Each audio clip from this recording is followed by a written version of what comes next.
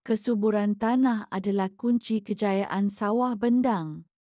Tanpa tanah yang sihat, tanaman padi tidak mampu tumbuh dengan baik, hasil berkurang, dan kos pengeluaran akan menjadi semakin tinggi.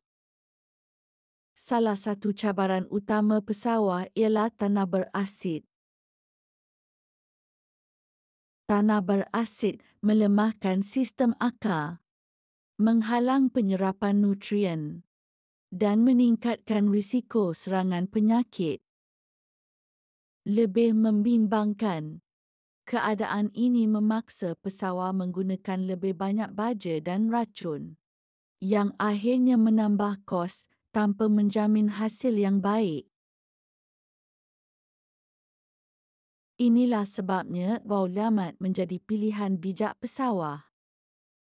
Dolomat berfungsi menstabilkan pH tanah ke tahap yang optimum, sekitar pH 5.5 hingga 6.5. Pada tahap ini, nutrien dapat diserap dengan lebih sempurna, akar menjadi lebih sihat dan pertumbuhan padi lebih sekata. Selain itu, penggunaan Dolomat secara konsisten akan membantu mengurangkan masalah tanah jelus. Tanah yang kukuh dan stabil menjadikan sawah lebih mudah diurus, lebih produktif, dan tahan untuk jangka panjang. Manfaatnya jelas. Kurang penggunaan baja, kurang keperluan racun, pertumbuhan padi lebih subur, pulangan tuaian lebih lumayan.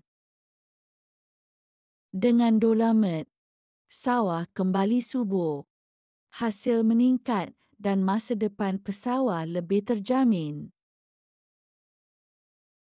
Dolomat, kesuburan tanah adalah kekuatan hasil,